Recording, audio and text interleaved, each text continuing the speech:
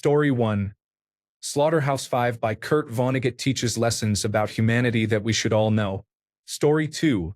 The Four Noble Truths by Siddhartha Gautama. It's a small 4-chapter book that teaches about the root of suffering and how to let go of it. Changed me, and I have recommended it several times. Story 3. Neuromancer by William Gibson. It helped launch much of the cyber genre we know today. Way ahead of its time, it feels even more relevant now. A must-read for fans of The Matrix, Blade Runner, and similar works. Apple is adapting it into a television series scheduled for release next year. Story 4. Probably The Giver. I read it at 9 or 10 for the first time, and I could easily read it again at 30. Yes, it is a children's book, but there is something about it. Story 5. I know it has become controversial in some circles, but here it is. To Kill a Mockingbird is ultimately a story about empathy even in the face of community norms that try to limit it. Story 6. It is so strange that I cannot remember any names when I need to. Story 7. The Little Prince. You still have to dream in a crazy world. Story 8. If on a Winter's Night a Traveler. Slaughterhouse-Five. The Catcher in the Rye. Story 9. Just one? Oh man, probably The Hobbit. It contains much of the same positive messaging as The Lord of the Rings, but in a shorter, easier-to-read package. It's fun, adventurous, thoughtful, and family-friendly. Story 10. Spangle by Gary Jennings is a snapshot of a time in the life of a traveling circus after the Civil War. It also presents great American and European history of the era. Story 11. It was probably Good Omens, but I do not like Neil Gaiman, so I guess I would pick A Hitchhiker's Guide to the Galaxy. It is a great read, very funny and not too long. Story 12. Ender's Game. This book spoke to me. Now to cheat a little, Ender's Shadow. This book understood me. As they follow the same series of events from different points of view, they are basically a single book. Story 13. Sometimes a Great Notion, Ken Kesey. The title comes from a lyric in the song Good Night, Irene. Sometimes I live in the country. Sometimes I live in the town. Sometimes I get a great notion to jump in the river and drown. Story 14. The Prince by Machiavelli. People need to understand how power really works, not how they wish it would. Story 15. J. M. Cutsy, Waiting for the Barbarians. It will help you understand a lot about the current Gaza genocide. Story 16. Mo Dao Zushur. I usually don't read web novels, but I read this one on my sister's recommendation and it was very good. 9 out of 10. Story 17. The Dopamine, Oxytocin, Serotonin, and Endorphins Effect by T.J. Power. It explains the roles dopamine, oxytocin, serotonin, and endorphins play in our lives. It has, without a doubt, changed my life for the better. Story 18. The Wise Heart by Jack Kornfield. This book is an accessible guide to Buddhist psychology, exploring practices and insights for personal transformation, emotional healing, and cultivating compassion. Story 19. Fear and Loathing on the Campaign Trail, 1976 by Hunter S. Thompson. It's probably one of the best books on American politics and the political system, and it is every bit as true today as it was 50 years ago. Be warned. It's not politically correct. It is written by an eloquent, insightful, whacked-out drug user and uses some racial language, not really the way you would think, in my opinion. But damn, is it scary how on point it is. Story 20. Siddhartha by Hermann Hesse completely changed my perspective on the world. Story 21. Worm is my favorite thing I have read. I read it 3 times and gained new insights with each reading. An introverted teenage girl with an unconventional superpower, Taylor goes out in costume to escape a deeply unhappy and frustrated civilian life. Her first attempt to take down a supervillain results in her being mistaken for one, thrusting her into the midst of the local Cape scene's politics, unwritten rules, and ambiguous morals. As she risks life and limb, Taylor faces the dilemma of having to do the wrong things for the right reasons. It is a deconstruction of the superhero genre, like The Boys but better. Story 22. The Lost World by Michael Crichton. Jurassic Park was a great, mostly faithful adaptation of the novel, but The Lost World is far better in book form than as a film. Story 23, Godel, Escher, Bach, An Eternal Golden Braid, by Douglas Hofstadter. It blew my mind when I was in my 20s and never left me.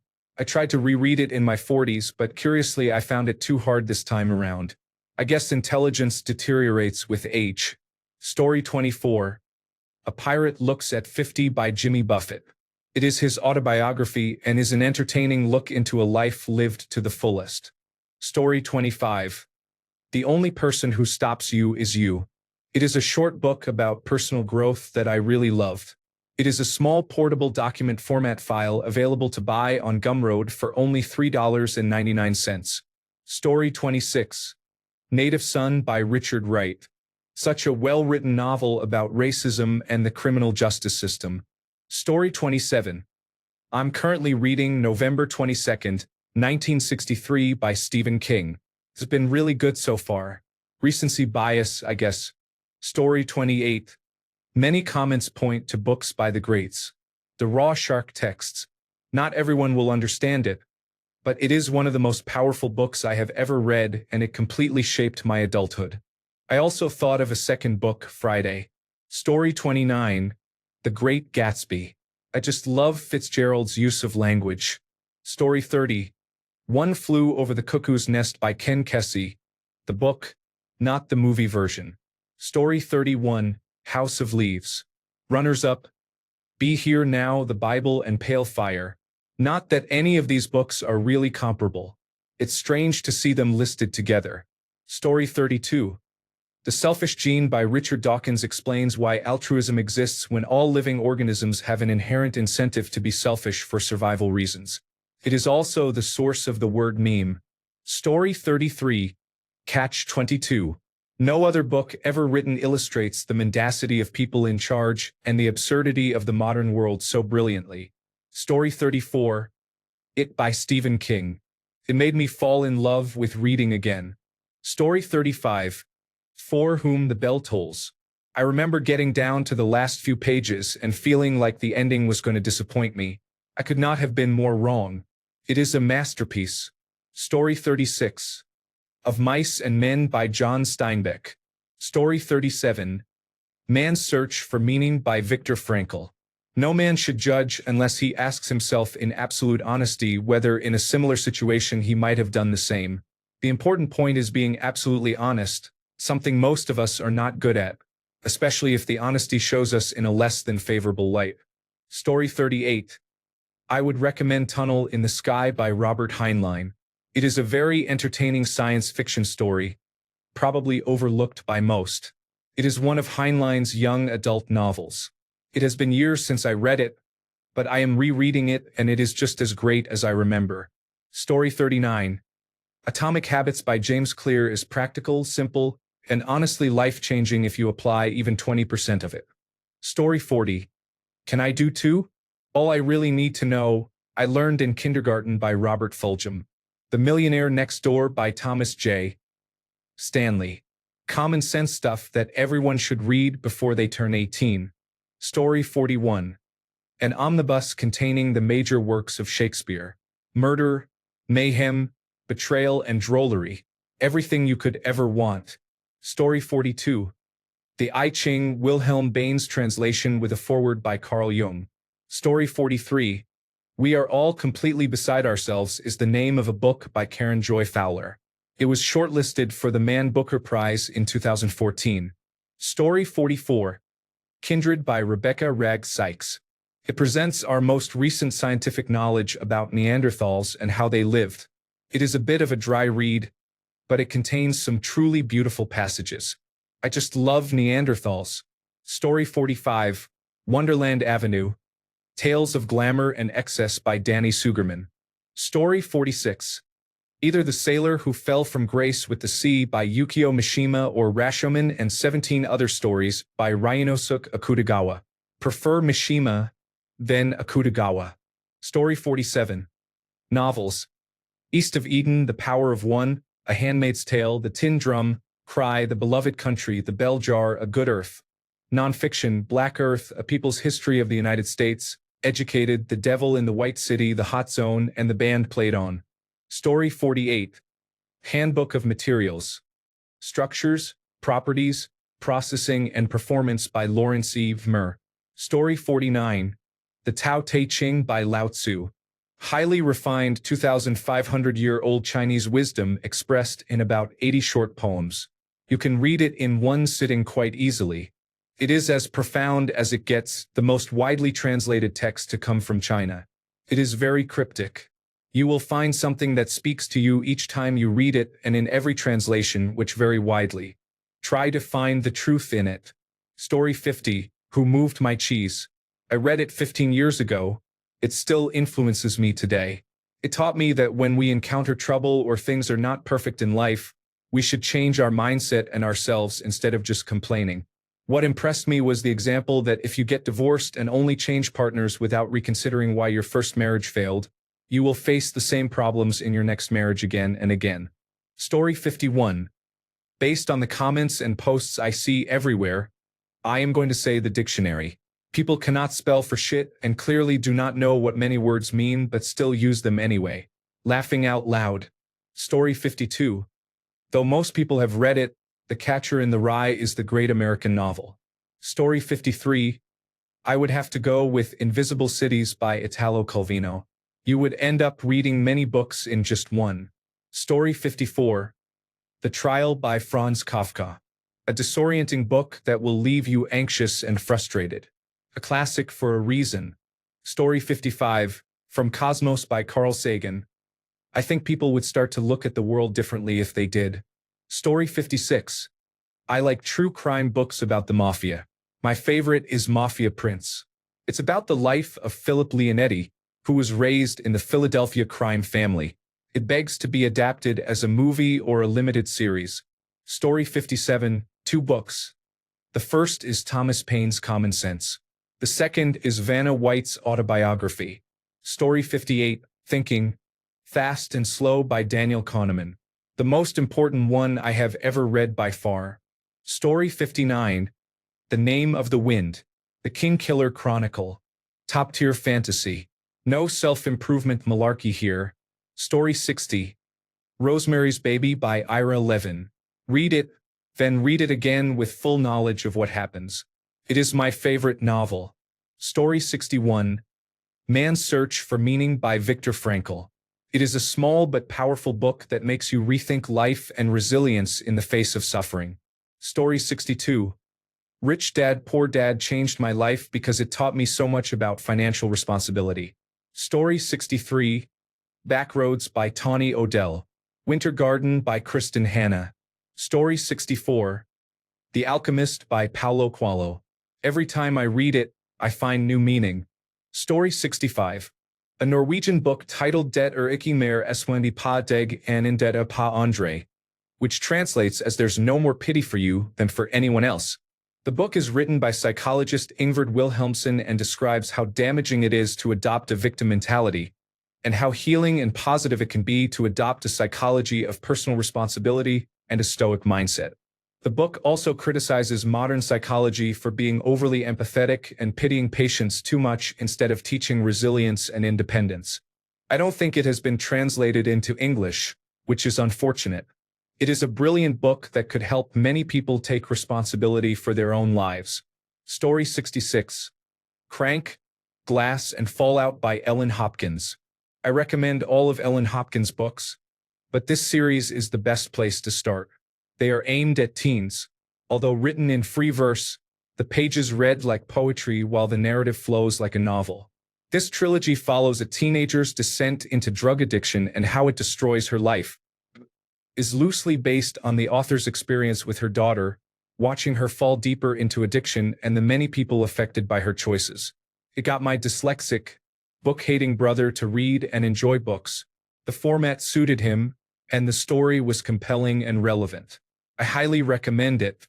Story 67. The Da Vinci Code is not life-changing, but it is enjoyable and packed with interesting information. Story 68. Mindfulness in Plain English. It is available for free online and on Audible. Paid versions are also available. It definitely changed my life when I needed it most. The effects are long-lasting. I am rereading it now with some friends. It helped me refocus my superpowers. Story 69, Manufacturing Consent, by Edward S. Herman and Noam Chomsky. I found a copy in the library when I was 16, in 1992, and it shattered my trust in corporate media and planted the seeds of unnecessary cynicism in our constantly propagandized world. Story 70. I recommend Hsin Ming, The Book of Nothing by Osho, to everyone. The book works on the mind like an eraser in a cassette player or like a reset in software. Story 71. The Player of Games by Ian M. Banks is awesome. Story 72. Right now, it is probably 1984. It is not a pleasant read, per se, but it feels increasingly and terrifyingly relevant.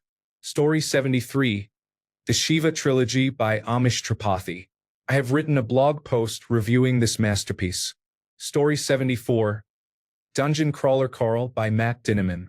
An incredibly enjoyable buddy-style fantasy science fiction story that uses over-the-top ridiculousness as a cover for political commentary and a gruesome apocalyptic horror tale. I recommend the audiobook, especially since at the end of each book there are short audiobook exclusive epilogues that are really fun. The hardback also includes an extra short one-chapter vignette-style side story at the end of each book, along with small illustrations throughout. Whichever format you choose, you win. Story 75. From the non-fiction section, Random Walk Down Wall Street by Burton Malkiel. This book established my investment mindset and it is very readable. Story 76. Gardens of the Moon. If you want an amazing, vast, deep, and lore-filled fantasy series, start with this book and don't stop until the crippled god. Story 77. Sophie's World is a great tour of philosophy wrapped in a story. Alternatively, Bill Bryson's History of Everything is easy to listen to as an audiobook. I learned so much while painting my house. Story 78. The Bible, of course. After that, The Lord of the Rings. Story 79. Rich Dad, Poor Dad, or How to Make Friends and Influence People. Story 80. My absolute favorite and one I always recommend is Piranesi by Susanna Clarke. I usually read 7 to 8 books at a time. I get hooked on one, start another, and bounce between them. It normally takes me months to finish a title, but this book was the first I could not put down. I finished it in a day. It's a quick, beautiful fantasy. I struggle to create mental images in my head. I know what an apple looks like, but I can't picture it. In this book, however, the author did an amazing job describing the scenery, the house, and the corridors. I could see the house and finally visualize a book.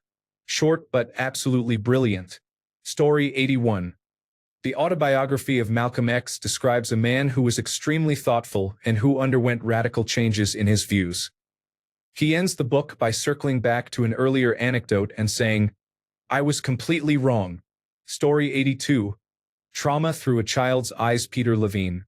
Whether you have experienced trauma, developmental or otherwise, this book will help you understand how childhood experiences are central to how we learn to cope and succeed, or not, as adults. Story 83. Feed by M.T. Anderson. It is a futuristic science fiction tale about love, loss, and the impact of chronic pain on relationships from the perspective of the caretaker who did not sign up to have his star-crossed lover taken from him so soon. It explores his frustration and a range of emotions as he deals with her deterioration. Story 84. The Natural Science of Stupidity by Paul Tabori. You can borrow it from the Internet Archive. Story 85. Illusions. Adventures of a Reluctant Messiah by Richard Bach. Story 86. I Who Have Never Known Men by Jacqueline Hartman. Insanely good post-apocalyptic story about a group of women trapped in a cage. Story 87. A Prayer for Owen Meany by John Irving. It tells the story of two childhood friends in 1950s and 1960s New England. One of them, Owen, an odd boy with an otherworldly voice, comes to believe he is an instrument of God, shaping both their lives in profound and tragic ways. Story 88. The 7 Principles for Making Marriage Work by John Gottman is great for any relationship, even before marriage. Story 89. The Handmaid's Tale. With it being banned here at home and used as an instruction manual by right-wing governments around the world, it is more important than ever to read it. Story 90. The Paradix Paradox by Daniel Hardcastle. The publisher cheated him and then imploded. If you buy a second-hand copy or obtain it used, give the author £10. It is both a very twisted and a very kind book. Story 91. Ask the person to fuck off. Recommend reading a whole bunch of them. Story 92. The Power of the Dog by Don Winslow is, in my opinion, the best book among those not everyone in this thread has already heard about. Story 93. The 43 Laws of Power help you better understand and contextualize the many forms of power plays and manipulation occurring around you in life and at work. Story 94. Consider either The Long Way to a Small, Angry Planet or A Psalm for the Wild-Built, both by Becky Chambers. Both approach the idea of humanity's future optimistically without being utopian. The first book explores the many ways alien identity and relationships between political entities might look. The second imagines a world completely divorced from commodification and large-scale trade. Her writing is lovely, and I especially appreciate her focus on the human part of science fiction and speculation. Story 95. Arthur, the Once and Future King. Read it 3 times. First as a teenager, then in your 20s, and finally in your 40s. 3 different books, layer upon layer. Story 96. The Subtle Art of Not Giving a Fuck. Hilarious and amazing life advice. Story 97. A Tale of Two Cities. I knew how it ended, and I still cried as I read it. Story 98. An Immense World by Ed Yong. I can't stop talking about it. I mention it in about 1 of every 5 conversations.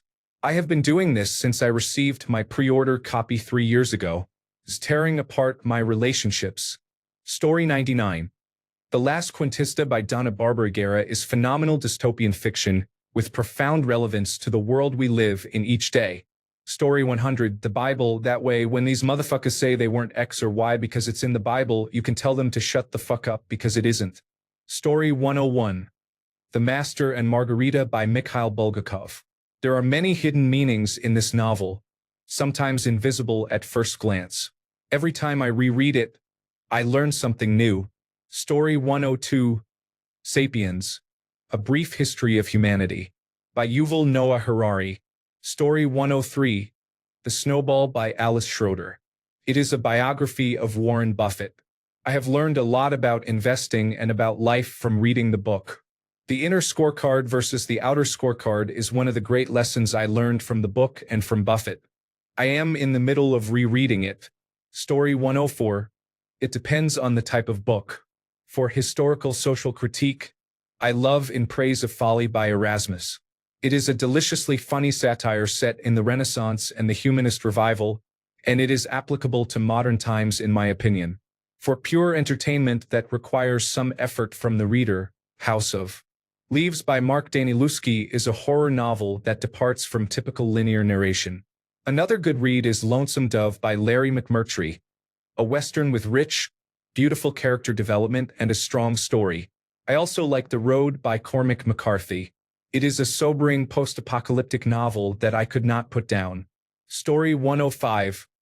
Nonviolent Communication by Marshall B. Rosenberg. I did not know how much I sucked at empathy until I read this book. Story 106. For those who like love stories. The Light We Lost by Jill Santopolo. Story 107. An Introduction to Organizational Behavior. Any edition by any author. This introductory college-level textbook should be required reading for grade 10 students. It explains how people work together in groups, common biases and logical fallacies, and different communication styles. The world would be a much better place if everyone understood these concepts well. Story 108. Demon Copperhead by Barbara Kingsolver. I read some reviews and bought it on a whim because it is well outside what I usually read.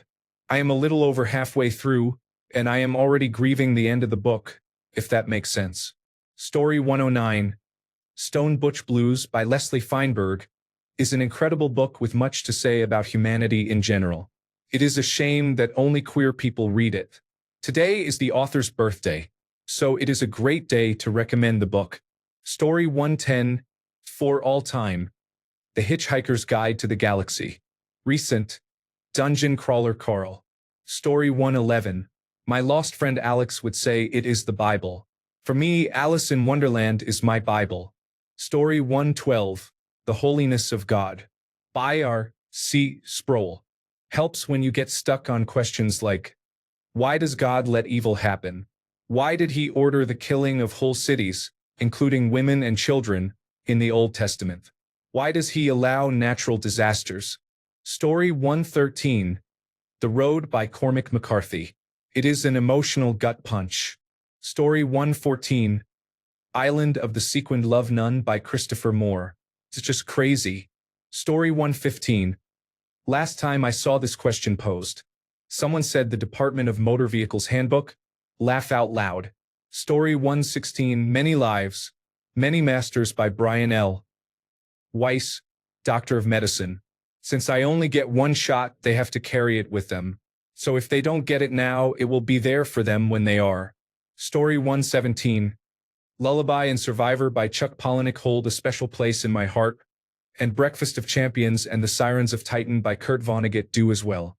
Story 118, 100 Black Women Who Shaped America, Their Legacy.